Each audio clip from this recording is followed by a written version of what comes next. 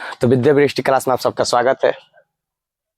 हम लोग हड़प्पा सभ्यता का पहला चैप्टर जो है हिस्ट्री का, उसका हम लोग फर्स्ट वीडियो में 34 को ऑब्जेक्टिव कर चुके हैं। इस वीडियो में हम लोग उससे आगे का ऑब्जेक्टिव करेंगे। आते हैं हम लोग अपने क्वेश्चन पे, और हमारा जो क्वेश्चन है 35 नंबर,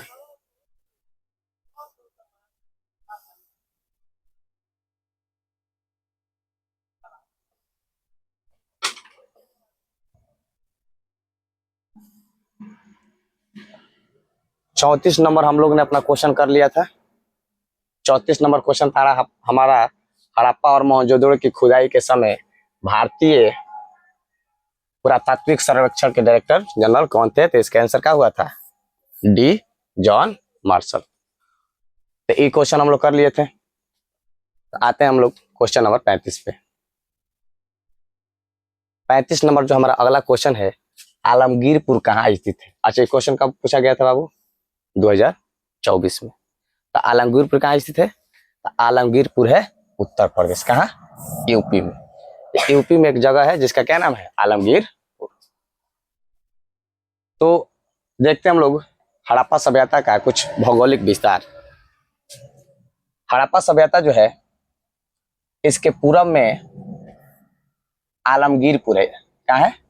आलमगीरपुर। कहाँ? यूपी में। तो हड़प्पा सभ्यता के जो अगर भौगोलिक विस्तार की बात करते हैं तो इसका पूरब में क्या है? आलमगीरपुर। कहाँ? यूपी में। किस नदी के किनारे बाबू? तो हिंडन नदी के किनारे। किस नदी किनारे? हिंडन नदी के किनारे। पश्चिम में बात करते हैं इसका, तो पश्चिम में कौन सा जगह है? सुत्ता गेंडोर। क्या नाम उसका? सुत्ता गेंडोर। कहाँ है बाबू? बलूचिस्तान, जो कि पाकिस्तान का हिस्सा है। और नदी का बात किया जाए तो कौन सा नदी बाबू? दासक नदी। अगर इसका उत्तरी क्षेत्र का बात करते हैं तो क्या है जी? मांडा। कहाँ? जम्मू एंड कश्मीर में। किस नदी के किनारे बाबू? तो चिनाब नदी। कौन सा नदी? चिनाब नदी। और इसका जब दक्षिणी क्षेत्र का बात करते हैं तो दैमाबाद, महाराष्ट्र। कौन सा नदी बाबू? तो प्रवरा नदी। कौन सा नदी? प्रवरा नदी। तो दैमाबाद दक्षिण में, उत्तर में मांडा, पूरब में आलमगीरपुर और पश्चिम में सुत्ता गेंडोर। आते हम लोग अगले क्वेश्चन पे। हमारा अगला क्वेश्चन है, हड़प्पा सभ्यता में अग्निकुंड का साक्ष्य, अग्निकुंड कहाँ पाई जाती है? अग्निकुंड का साक्ष्य कहाँ से मिला था? कालीबंगन से। कहाँ से? कालीबंगन से। हड़प्पा कहाँ परिस्थित है? हड़प्पा कहाँ परिस्थित है? पाकिस्तान में। कहाँ स्थित है बाबू? जो वर्तमान का पाकिस्तान देश है उसमें क्या है? हड़प्पा स्थित है। हड़प्पा टीले का उल्लेख सर्वप्रथम 1826 ईस्वी में किसने किया था? तो हड़प्पा में जो टीले का उल्लेख सर्वप्रथम 1826 ईस्वी में किसने किया था? सर जॉन मार्शल गलत, विलियम ब्रंटन गलत, जॉन ब्रंटन गलत। इसका आंसर क्या होगा? ए, चार्ल्स मैसन। क्या होगा बाबू? चार्ल्स मैसन। आते हम लोग अगले क्वेश्चन पे। सिंधु सभ्यता में मुहर बनता था। सिंधु सभ्यता में सबसे अधिक मुहर किस चीज का बना है बाबू? तो सेलखड़ी का। किसका? सेलखड़ी। सेलखड़ी क्या है? एक पत्थर है। सेलखड़ी के पत्थरों से बहुत सारे मुहर बनते थे। हड़प्पा सभ्यता में 100 समानता किन दिशा में रखकर दफनाया जाता था? तो हड़प्पा सभ्यता में जो लोग मर जाते थे तो उनको शवों को जब दफनाया जाता था तो किन दिशा में रख के दफनाया जाता था? पूरब पश्चिम नहीं, उत्तर पूरब ना, दक्षिण पश्चिम ना। तो इसका आंसर क्या होगा बाबू? उत्तर और दक्षिण। उत्तर और दक्षिण तरफ करके क्या किया जाता? शव को दफनाया जाता था। आते हैं अगले क्वेश्चन पे। हड़प्पा वासियों द्वारा मुख्य फसलें क्या थी? तो हड़प्पा वासी द्वारा मुख्य फसल क्या थे? गेहूं था, जौ था और क्या था? ऑप्शन के अनुसार क्या होगा? तिल। इसका option number A, option number A, गेहूं, जौ और तिल। हड़प्पा टीले का उल्लेख सर्वप्रथम 1826 में किसने किया था? रिपीटेड क्वेश्चन है बाबू। कौन था बाबू? क्या होगा इसका? ए बी सी डी में क्या होगा? ए। क्या होगा? चार्ल्स मैसन। कलकत्ता में एशियोटिक्स सोसाइटी की स्थापना किसने किया था? अच्छा, क्वेश्चन का पूछा है बाबू 2021 में। 2021 से पूछा है कि कलकत्ता में एशियोटिक सोसाइटी की स्थापना कौन किया था। देखते हैं इसका आंसर कौन, कितने लोग देते हैं।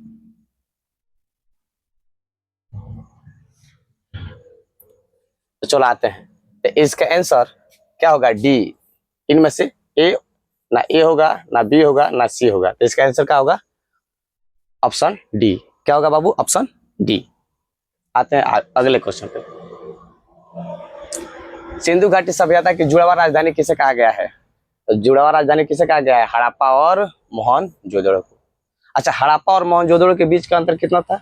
484 किलोमीटर। कितना बाबू? 484 किलोमीटर दोनों शहरों के बीच का अंतर था। और जबकि दोनों शहर हड़प्पा के सबसे विकसित शहर में आते, इसीलिए क्या बोला गया इनको? जुड़वा राजधानी। जिस प्रकार भारत के जुड़वा राजधानी अगर अभी देखा जाए तो मुंबई और दिल्ली है, तो उसी प्रकार हड़प्पा और क्या था वहां? मोहनजोदड़ो। हड़प्पा निवासी पूजा करते थे किसकी? किसकी पूजा करते थे? तो मातृ देवी की। किसकी पूजा करते थे? मातृ देवी की। हड़प्पा सभ्यता का नगर कैसा था? 2 स्तरीय, 3 स्तरीय, 1 स्तरीय, इनमें से सभी? तो क्या होगा बाबू? हड़प्पा सभ्यता का जो नगर था कैसा था? हड़प्पा सभ्यता का जो नगर था 2 स्तरीय था। कैसा था? 2 स्तरीय। कैसा था बाबू? 2 स्तरीय। चलो आता अगले क्वेश्चन पे।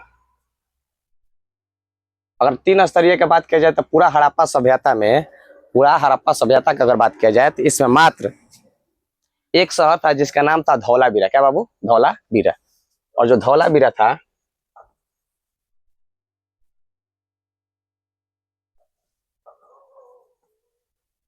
इसमें 3 स्तरीय नगर थे। कैसा? धौलावीरा क्षेत्र में 3 स्तरीय क्या था? नगर था। हड़प्पा सभ्यता की सबसे महत्वपूर्ण विशेषता क्या थी? तो उसकी नगर योजना और वास्तु कला। हड़प्पाई बाट सामान्यतः किस पत्थर के बनाए जाते थे? पूछा गया 2026 में। कब पूछा गया बाबू? 2026 में। तो किससे? चाट से।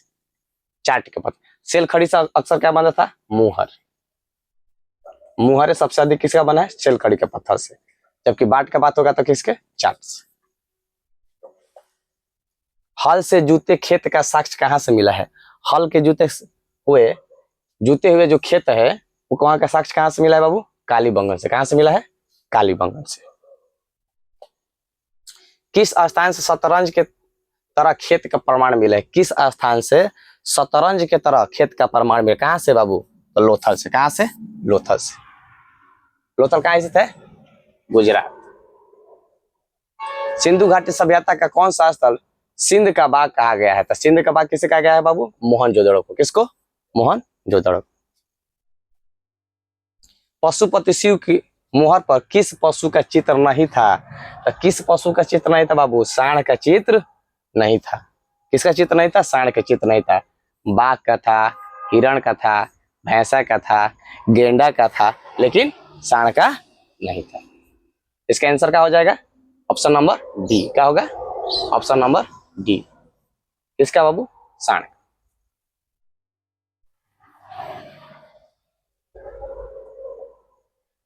सिंधु घाटी सभ्यता के सबसे विशिष्ट पुरातत्व क्या है? सबसे विशिष्ट पुरातत्व क्या है?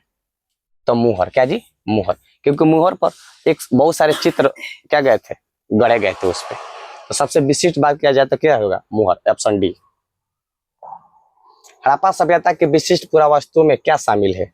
विशिष्ट पुरावस्तु में क्या शामिल है?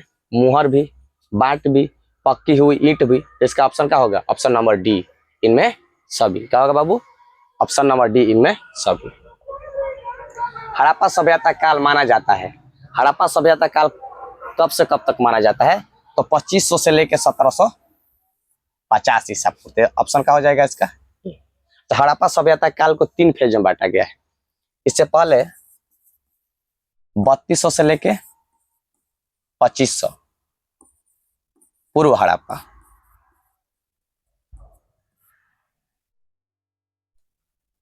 इसके बाद 1750 से लेके कितना बाबू? 1200 तक। कहां तक? 1750 से लेके 1200 ईसा पूर्व तक। ये क्या है? उत्तर हड़प्पा।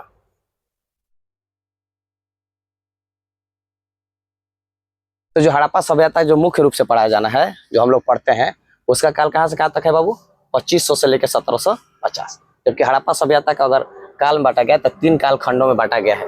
3200 से लेके 2500, 2500 से लेके 1750 और 1750 से लेके कहाँ तक 1200 तक। कहाँ तक बाबू 1200 तक।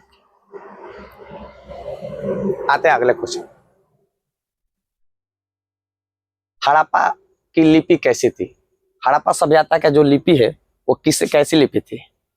तो सबसे पहले बात यह है कि हड़प्पा जो इसमें दिया ब्राह्मणी, संस्कृत, तो सबसे पहले तो हड़प्पा सभ्यता के जो लिपि अभी तक पढ़ा ही नहीं गया है, इसीलिए वहां का जो राजनीतिक जो हड़प्पा सभ्यता के जानकारी है वो अभी तक अच्छे से प्राप्त नहीं हुआ है।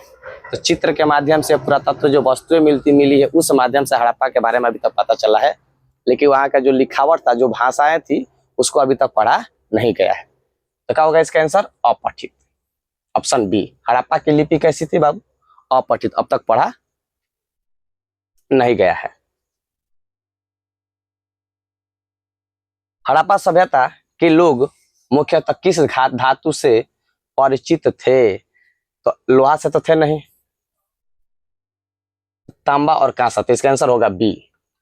किसे थे? तांबा और कांसा से। हड़प्पा सभ्यता का प्रमुख नगर कौन था? पाटलिपुत्रा, काशी, गलत, उज्जैन, तो क्या होगा? हड़प्पा। क्या होगा? Option B, Harappa. हड़प्पा सभ्यता के लोग किस पशु से परिचित नहीं थे? तो घोड़ा। इसका आंसर क्या होगा बाबू? घोड़ा। घोड़ा से हड़प्पा सभ्यता के लोग परिचित नहीं थे। घोड़ा का वहां पर घोड़ा को ना तो पाला गया था, हाँ, लेकिन घोड़ा का साक्ष्य मिला है, लेकिन घोड़ा को वहां पाला नहीं गया था, उससे परिचित नहीं थे। घोड़ा जो आता था व्यापारियों के द्वारा व्यापार के माध्यम से आता था कुछ बंदरगाहों पर, और उसके बाद वहां से चले जाते थे। तो वहां बहुत थोड़ा साक्ष्य मिला है, लेकिन पाला नहीं गया, इसलिए इसके आंसर क्या होगा? आंसर नंबर ए, कि इससे परिचित वो लोग नहीं है। अच्छा, हड़प्पा सभ्यता का अगर पूछेगा कि हड़प्पा सभ्यता का जो भौगोलिक आकार है कैसा है, तो त्रिभुजाकार। कैसा है बाबू? त्रिभुजाकार।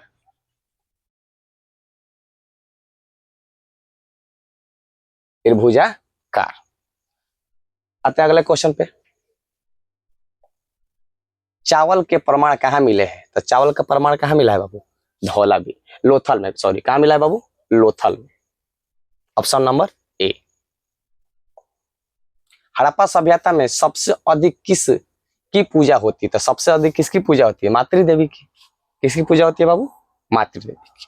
और देवता में पूछा क्या जाएगा तो पशुपति शिव। पशुपति शिव। हड़प्पा सभ्यता के लोग किस जानवर को पवित्र मानते थे? तो हड़प्पा सभ्यता के लोग किसको पवित्र मानते थे? तो बैल को। किसको बाबू? बैल को, क्योंकि बैल से क्या होता था वहां पर उस समय? खेती होता था, इसलिए उसको क्या मानते थे? पवित्र मानते थे। हड़प्पा सभ्यता का प्रमुख व्यवसाय क्या था? हड़प्पा सभ्यता का प्रमुख व्यवसाय था शिकार करना। ना, गलत, पूरा गलत। मछली, केवल मछली पकड़ के खाना। केवल मछली पकड़ खाने से पूरा हड़प्पा इतना विकास तो नहीं करता। तो हड़प्पा के क्या होगा बाबू इसका आंसर? केवल पशुपालन भी नहीं होगा, तो होगा ऑप्शन नंबर क्या? बी, कृषि और व्यापार। कृषि और व्यापार। हड़प्पा जो सभ्यता था कृषि और व्यापार इसलिए हो पाया हड़प्पा में, क्योंकि हड़प्पा जो है बहुत सारे नदियों के, हड़प्पा के जितना भी क्षेत्र है उसमें बहुत सारे नदियां हैं, जैसे रावी नदी है, सिंधु नदी है। तो पूरा हड़प्पा क्षेत्र नदी किनारे बसा हुआ था, इसलिए वहां पर कृषि अच्छा होता था, और फसल अच्छा होगा तो व्यापार होगा। तो इसलिए हड़प्पा सभ्यता का जो प्रमुख व्यवसाय क्या था? कृषि और व्यापार। हड़प्पा सभ्यता में घर किससे बनाए जाते थे? तो हड़प्पा सभ्यता के समय जो घर बनते थे पक्के हुए ईंटों के बनते थे। सोचो, 2500 ईसा पूर्व भी पक्का हुआ ईंटा से घर बनता था, पक्का हुआ ईंटा से। तो क्या होगा आंसर नंबर बी। पशुपति मुहर किस सभ्यता से मिली है? पशुपति का मुहर किससे मिला है? गुप्त वंश, गलत। मौर्य, गलत। वैदिक, गलत। किससे? हड़प्पा से। किससे बाबू? हड़प्पा से। हड़प्पा सभ्यता का नगर नियोजन कैसा था? तो हड़प्पा सभ्यता के जो अगर नगर नियोजन की बात करते हैं तो सुव्यवस्थित था या सुनियोजित था। तो क्या होगा इसका ऑप्शन नंबर बी। हड़प्पा सभ्यता का जो नगर था क्या था? सुनियोजित था। अच्छा, हड़प्पा सभ्यता के जो नगर था उसको दो भागों में बांटा गया है। एक ऊपर वाला जिसको दुर्ग कहा जाता था, और एक जो था उसको निचला शहर निचला नगर।